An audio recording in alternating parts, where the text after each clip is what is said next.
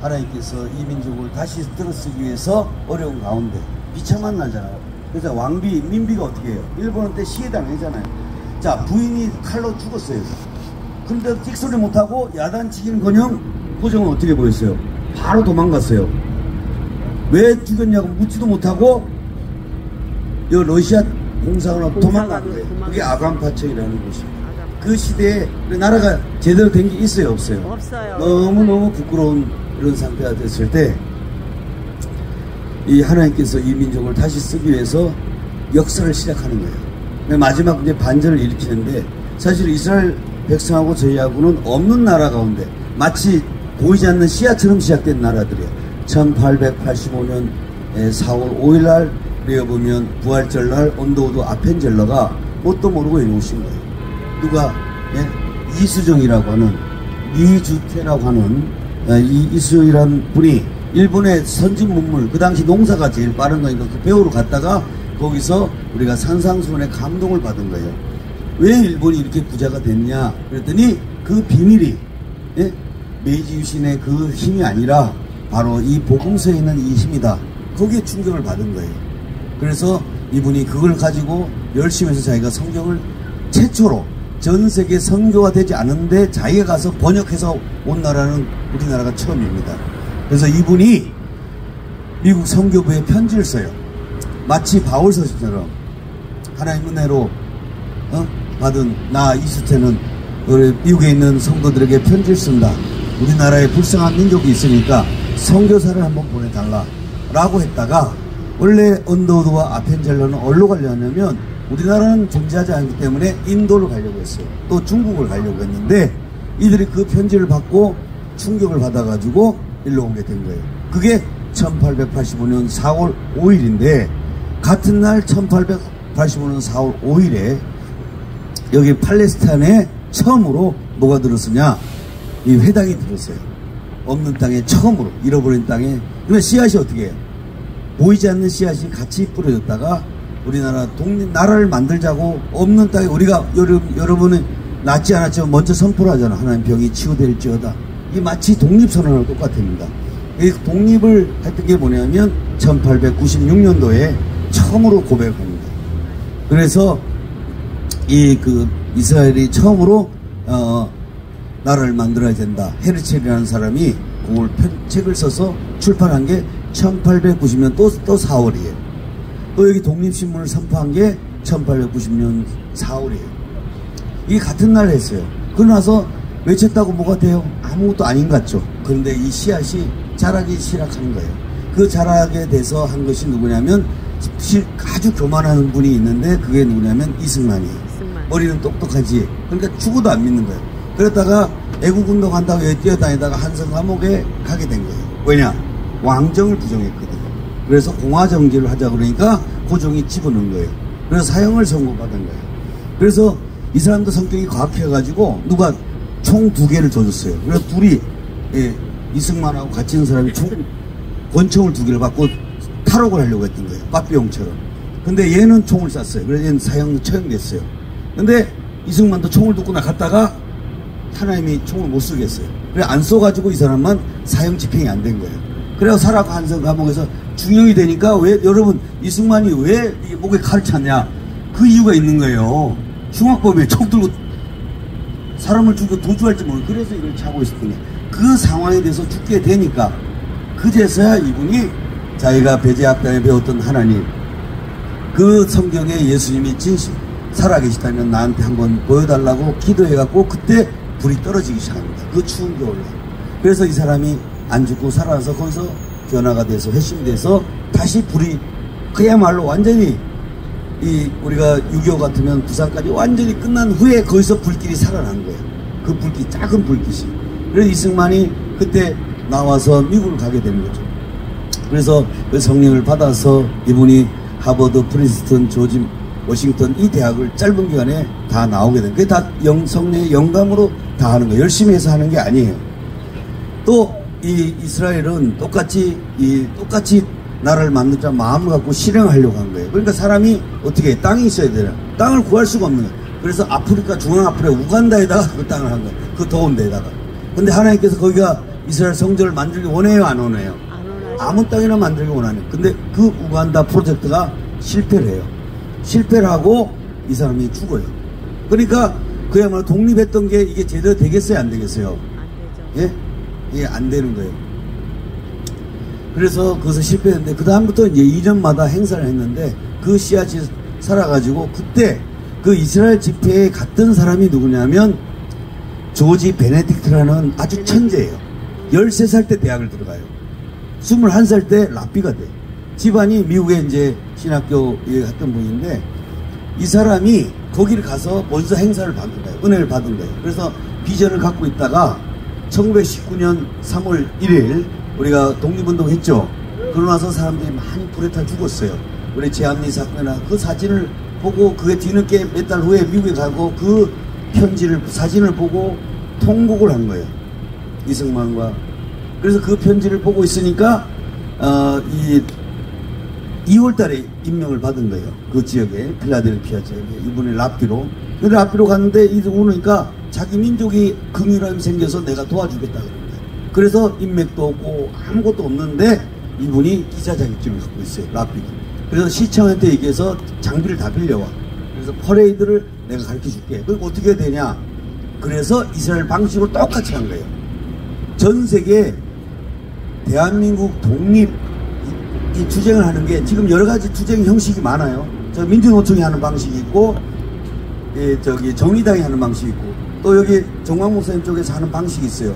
이 방식도 애국운동 하나의 방식인데, 그때 이렇게 안 했어요. 그때는 어떻게 하냐? 여러분 북을 치면서 이걸 하는 방식이었어요. 그 방식을 하면서 처음으로 얘기를 했고 그 기사가 뉴욕타임즈에 이렇게 기사가 뜨는 거예요. 그리고 그들이 모였을 때 뭘 했냐? 성찬식을 한 거예요. 6월절 집회를 처음 한 거예요. 그래서 이 피해 성찬이 되게 중요한 거예요. 그래서 1919년도 4월 달에 그 인연을 해서 이승만 대통령이 나중에 우리가 상해 임시정부에 초대 대통령이 됩니다. 이분이. 그래서 이승만 대통령이 갔는데 거기 사람들이 마치 환영을 받아요, 못 받아요? 전부 다 그 당시 공산주의자들이니까 공산주의 자금을 주고 하니까 전부 다 핍박을 받고 결국 밀항에서 다시 미국으로 오게 됩니다. 그래서 이렇게 돼서 모든 것들이 다 실패된 것 같았는데 하나님의 역사는 우리는 모르게 기가 막힌 방법이 돼요. 뭐냐면 미국 사람들이 이 조지 베네딕트를 통해서 한국 사람을 도와주자 라고 하는 한미 친선협회를 만들기 시작합니다. 그때 그 임원 중에 멤버가 우리가 아프리카 불쌍한 애들 돕자 이런 거랑 똑같아요. 뭐 우물 파기 뭐 이런 거 하자 그러니까 총장이라든가 유력가들이 도와줘서 그 일부터 시작했는데 그때 온 사람의 사이가 누구냐면 메가더. 그때 이 사람이 아주 계급이 낮았던 초급 장교였어요. 그때 인연이 시작돼요. 이게 하나님의 역사예요.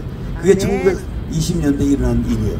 그것이 6.25 때하고 연결되는 겁니다. 하나님은 모든 일을 할 때 미리 역사를 만들어서 미리 예비해서 주관하는 그 인연을 가지고 결국은 마지막에 우리가 말하는 유엔군 참전할 때 총사령관으로 메가더가 오는 것이고 아무리 대통령 아이젠하워라든가 이런 사람들이 절대 안 된다고 할 때도 죽어도 나는 한다고 했던 게 인천을 고집했던 것은 영적인 사람이기 때문에 가는 겁니다.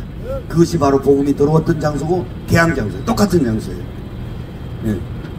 그러고 나서 다 하나님의 일들이 또 다 망해요. 1930년도까지 대공황이 일어나서 우리 애국운동이 다 실패를 합니다.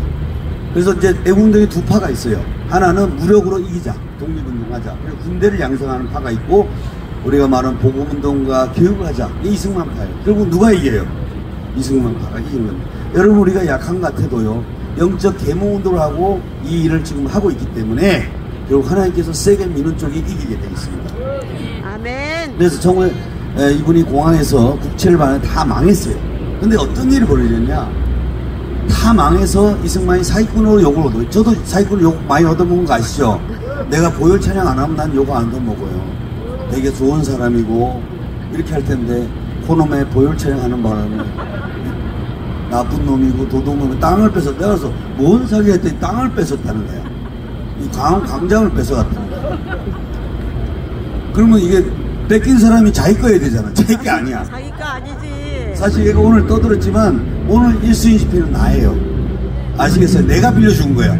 근데 제가 그걸 모르고 내가 뺏겨놨다고 하고 반대로 지금 소리 치다 가버린 거예요. 근데 이분이 억울하다는 알리기 위해서 유엔 연맹에 총회를 간 거예요. 돈 한 푼 100불이 없어요. 100불이 없다가 갔는데 거기서 누굴 만나냐? 프란체스카 여사. 이게 하나님 역사예요. 우연히 많은 사람이 모였는데 식당에 모였는데 우연히 뭐가 있었냐? 붐비니까 자리가 없었던 거예요. 그런데 프란체스카 여사가 엄마가 여행 왔어요. 오스트리아에서. 근데 여기에 자리가 없으니까 자리 하나 좀 여기 같이 하면 안 되냐? 그게 합석한 그게 우연이에요. 두 번째, 이 프란체스카가 이승만한테 만나기 2달 전에 조선이라는 나라가 별로 유명하지 않는 나라잖아요. 그 외국 사람이 어떻게 그 책을 읽겠어? 근데 어떤 번역된 책에 금강산과 대한 책을 읽은 거예요. 그럼 여기 어느 나라예요? 했더니 인사를 한 거예요. 예. 그러니까 이 사람이 돈이 없으니까 자기는 단무지 같은 거 먹는 거예요. 그냥 먹고 있는데 인사를 했더니 어느 나라냐고 했더니 일본인 줄 알았더니 조선이라고 그런 거예요. 조선이란 나라라고 했더니 프란체스카가 뜻밖의 얘기를 한 거예요. 뭐라고 하냐면 그 나라는 양반이 살고 금강산이 아름답자지요. 이렇게 얘기한 거예요. 이게 뭔 소린가 그래서 둘이 필이 돌고 그때부터 시작되게 된 거예요. 또 하나님의 또 역사가 있어요. 이 프란체스카가 부잣집이에요. 이쁘고 부잣집이고 돈도 많아. 준재벌이에요. 그런데 일찍이 21살 때 시집 갔는데 독일에 레이서 하는 그 사람이에요. 그러니까 얘가 바람둥이인데 애인이 있는데 결혼한 거야. 그래서 사기당해서 학을 띄고 이혼한 거예요. 그러나서 다시는 남자 안 만나겠다 하고 한 거예요. 적당한 사람 만났으면 한국에 58세는 할아버지 만나겠냐고. 그잖아요. 안 만나지. 그러니까 그것도 미리 바람둥이 만나게 해서 이혼 당하게 한 거. 다시는 인간하고 난 결혼 안 한다 이렇게 결심하게 만든 것도 하나님의 역사예요. 그런데 그 둘이 여기 만난 거예요. 만나가지고 얘기를 했는데 놀라운 일이에요. 이분을 프란체스카 여사를 미리 다 준비했어요. 자 보세요. 프란체스카는 보통 여자가 아닙니다. 자 오스트리아니까 오스트리아 되죠. 그 다음 프랑스 되죠. 근데 영어를 배우기 위해서 영어를 배울 뿐만 아니라 영어 타자수를 배워요. 그리고 유엔 연맹에서 외교관 하급 외교관까지 했어요. 그리고 수학을 했어요. 그 집안에 돈이 있으니까 그까지 모든 게 준비가 된 거예요. 개인 외교관을 하셨더라고요. 그래서 1933년 10월달에 이들이 결혼하는 것은 이스라엘과 존재하지 않는 나라 이스라엘 존재하지 않는 한민족이 결혼하는 거예요. 영적으로. 이 신기한 나라예요. 근데 이 일 때문에 이스라엘 때문에 아까 조지 라피 때문에 대한민국에 임시정부가 만들어졌다고 그랬잖아요. 이 프란체스카 여사도 유대인이에요. 이 유대인 때문에 맞아요. 이 외교관이 시작되기 시작하는 거예요. 국제 외교 활동이. 그 다음에 1941년 우리가 말하는 태평양 전쟁을 앞두고 있을 때 일본에 대해서 그렇게 나쁜 나라고 모를 때 이승만만 그걸 딱 영적으로 깨뜨려 본 거예요. 그게 재팬 인사이드 아웃이라는 책을 썼는데 그 책을 만들게 한 분이 장본인이 이승만이지만 실제 저자는 누구예요? 프란체스카 여사예요. 이분이 다 출판의 속도가 늦었으면 이 책이 태평양 전쟁 그러니까 나기 4개월 전에 출간이 됐어요. 그러나 전쟁이 터진 거야. 만일에 이게 6개월 후에 발간됐다 이거는 아무같이 없고 이승만이 마치 예언자가 반열에 올라가고 그래서 모든 사람들이 다 졸졸졸졸 이분한테 영권을 딱 지게 된 거예요. 이래서 큰 소리 빵빵 치고 다니는 거예요. 미국에 여러분 봤어요. 이런 공정쟁 봤을 때 김대영 감독이 할 때 퍼레이드 하는 거 있죠. 아니 세상에 거지 나라에 왜 가서 퍼레이드를 봤냐고. 그래 신앙적 힘이 있었기 때문에 그런 거예요. 어쨌든 그랬다가 우리가 말하는 원자폭탄 만든 것도 유대인이죠. 예? 오펜하이머는 유대인이 만들어가지고 우리나라와 이렇게 일본으로부터 일제로부터 해방될 수 있겠죠. 독립운동을 통해서 한 게 아니에요. 하나님의 역사가 이렇게 된다는 거예요. 여러분도 마찬가지예요. 시너스가 어떻게 해결되느냐? 하나님께서 원자폭탄을 터뜨려야 돼요. 여러분의 노력이 아니라는 것만 아시면 돼요. 지금 그 역할을 누가 해줘? 금수대가 다 하고 있어요. 할렐루야. 지금 그렇게 하고 있다고 보시면 돼요. 그리고 이제 그 후에 우리가 건국되는 과정도 결국은 뭐야? 바로 메가드가 와서 알리게 되고요. 그 다음에 6.25가 있을 때도 결국 이 메가드 장군이 오게 되고, 그러고 나서 이 유엔군이 와서 여기를 다시 수복한 날이 아까 말한 9월 28일이고 오늘 29일 날이에요. 여기부터 오늘부터 뭐야? 진격을 해서 내일 모레면 어떻게 38선을 넘어서 우리가 승리를 해가는데, 이 장소에 놀랍게도 감림산에 원장님이 저기다 유엔 평화마을 집회를 한다고 해서 알 수 없게 신기하게 집회 신고를 해놓고 커리큘럼 어떻게 되냐 아무 계획이 없대요. 아니 집회 신고를 해보고 저보고 도와달라는 거예요. 그래서 내가 차량과 커리큘럼과 모든 것들을 도와주기로 돼 있어요. 그러면 그 목적은 뭐냐? 목적지가 바로 저 청계광장에서 보혈찬양이 확대가 되는 것입니다. 그 다음에 여기가 확대돼서 어때? 하나님께서 미리 우리가 계획하지도 않았는데 하나님이 성령의 일이 되는 것은 밀어주는 사역이 일어납니다. 아멘. 그리고 물어봤더니 그 날이, 나는 사실은 10월 27일 날 차별금지 한국교회가 전체 200만이 여기 모인대요. 근데 그걸 하신 분이 손현보 목사님인데, 손현보 목사님이 바로 감림산 출신이에요. 어렸을 때. 그래서 어릴 때 해서 그 교회가 컸고, 그 다음에 사랑의 교회 오정영 목사님도 거기서 늘 기도하면서 했던 곳이 감림산이라는 거예요. 그리고 원장님이 저걸 27일 하고 나면 28일 날 저기서 한다는 거예요. 그래서 전부 다 27일 모인 사람들이 여기 와서 뭘 보냐? 보혈차량을 볼 것입니다. 아멘. 그 다음에 두 번째, 그 다음날 유엔 대사급의 집회를 하니까 저 장소를 빌려줍니다. 근데 그 장소를 누가 한다고요? 저희가 가서 하게 된다는 거예요. 이게 사람의 계획이냐고요. 하나님께서 벌써 20년, 30년 전에 감림산에서 무엇을 할지를 이미 계획해놨다 이거예요. 그러면 이제 이 전체 오늘부터 10월 1일부터 여기 서울 방문의 축제를 시작한대요. 그리고 많은 축제를 빛의 축제를 하는데 여기 외국인들이 끊임없이 들어와요. 들어와서 뭐해요? 전부 다 여기 하게 되는 거예요. 그래서 분명히 보이지, 하나님께서 이제 눈에 보이는 교회는 다 타락해요. 맞죠? 그래서 타락하지 않는 여러분이 직거래 되는, 그야말로 하나님께서 마태복음 16장 16절에 내가 교회를 세우겠다. 음부를 이길 수 있는 권세를 주고 마스터키를 가진, 땅에서 매면 하늘에서 매이고 땅에서 풀면 하늘에서 풀리는 그 권세를 가진 교회를 내가 만들겠다고 했는데 그 교회가 바로 여기 쓰고 있어요. 그리고 에스겔서 34장에 보면 마지막 때 하나님께서 이렇게 얘기해요. 내가 내 양을 직접 먹이다. 목자가 자기 양을 먹는 거예요. 자, 한국교회 지금 목사님들은 되게 부자예요. 웬만한 게 성도가 50명 나오면 부자예요. 그런데 성도들은 파리하고 말라 비틀어져요. 그래서 성도들이 점점 교회를 떠나요. 돈 많고 잘 나가면 교회에서 인정받아요. 조금 가서 문제 있으면 다 쫓아내요.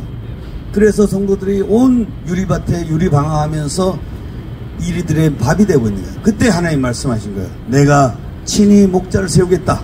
성령께서 여러분의 목자가 돼서 이걸 세우겠다. 그 교회가 여기에 만들어지는 거예요. 그것이 만민, 그래서 여러분 모두가 직접 작은 목자가 되고 작은 기도원장이 돼서 여기서 이걸 하라는 거예요. 그래서 열방에 박히는 이 플랫폼, 그래서 교회 이름도 내가 세운 줄 아는데 여기 기도를 세계 기도 재단이라는 거예요. 아니, 내가 지은 게 아니고 세계의 사람들이 모이는 기도하는 재단이다는 거예요. 그래서 이런 재단에 여러분들이 이걸 하게 됐고, 어제 우리가 수복을 하고 오늘 하고 나니까 정성 깨끗해야 되잖아요. 오늘 처음 봐서 고난이 도망간 거 봐요. 어제 그제 지난주에 벌써 아리아리 쓰리쓰리랑 하다가 얘가 저녁까지 그 아리아리 쓰리쓰리랑 불렀어요. 근데 놀랍게도 그것도 간증이야. 그것 때문에 아리랑 기도했더니 얘가 아리랑 기도한다고 제가 막 아주 깐죽거리면서 아리아리 하니까 이용남 원장님께서, 감리산 원장님께서 전화가 왔어요. 이 아리랑 기도원이 이름이 기도원이 그렇게 하면 애들한테 놀림거리가 돼서는 안 된다. 하나님 기도하면서 지금 이름을 성령으로부터 받기 위해서 기다리고 있어요. 곧 지어주신대. 아멘. 그래서 일단은 영문으로는 내가 세계 기도재단이라고 일단 영어로는 그렇게 해놨어. 그 다음에 어떻게 할지는 모르겠지만 원장님께서 이렇게 준비를 하고 있고 외국인들이 오고 있는 그런 상황이에요. 그래서 오늘 이 장소 29일이 의미가 있어요, 없어요? 여러분 진짜 이게 창세 전에 두 나라를 계획했다는 거예요. 하나는 이스라엘, 하나는 대한민국. 하나님께서 씨앗을 뿌려갖고 이렇게 자라게 해서 마지막 이제 번성기를 우리 이 대한민국을 세계 최고 국가 G2에서 G1 국가를 만들려고 하니까 그 승부점이 누구한테 있냐? 정치권에 있지 않아요. 교회도 있지 않아요. 바로 여기서 하나님께서 직접 결제를 해줘야 돼. 근데 거기에 여러분이 왔으니 얼마나 여러분이 축복받은 자입니까? 그렇죠? 예. 그 뭐 주사파하고 싸우자 이런 낮은 차원의 전쟁이 아니에요. 더 큰 우리가 사명과 비전이 있는 거예요. 그래서 열방이 뭐 우리 저기 일로 와봐. 중국 내 이름도 뭐예요? 이름이 뭐예요? 그게 최서방 하나님이 주신 서광. 아, 최서광. 이게 중국에 오시면 중국의 서광을 비출 뿐이에요. 이름도 서광이네. 또 비치네요. 우리 조명은 김형경. 저기도 비치고. 그 다음에 우리 진영이 캐나다에서 하나님께서 멀쩡한 애를 저를 잡아다가 여기다 집어넣었으니 불쌍해요, 안 불쌍해요? 그런데 하나님의 큰 계획이 있어서 여기 불러놓은 거예요. 또 여러분 시더스 한 사람도 뭐냐, 이상한데 완전히 사기당해서 잡아다가 도망도 못 가게 하고 물고기 그물로 잡아다가 풀어 던져놓고 한 거예요. 예. 그래서 이와 같은 일이 오늘 일어났는데, 예, 하나님께서 이 놀라운 일을 행하는 이 현 장소에 우리가 여기 모인 것이 너무너무 감사한 것 같아요. 그래서 우리 마지막 찬양하고 오늘 여러 이 장소를 우리가 기념하고, 그래서 우리가 여기서 다시 진격할 겁니다. 여러분 때문에 여러분 가정도 살 것이고, 여러분 자녀도 살 것이고, 여러분 시더스도 오라클도 살아날 것이고, 또 이 대한민국도 살아날 것이고, 열방이 수많은 사람들이 와서 이 빛을 바라보고 회복되는 겁니다. 그 현장에 우리가 지금 서 있고 하나님 그 장소를 우리를 마련해 준 것입니다. 그리고 이 장소가 우리가 말하는 큰 전대께 하나님의 비밀 병기가 바로 실로암이에요. 아시겠어요? 예? 그 실로암이 그 전쟁에 왔을 때 숨겨진 그 샘물이 바로 실로암이 됩니다. 이 실로암이 이제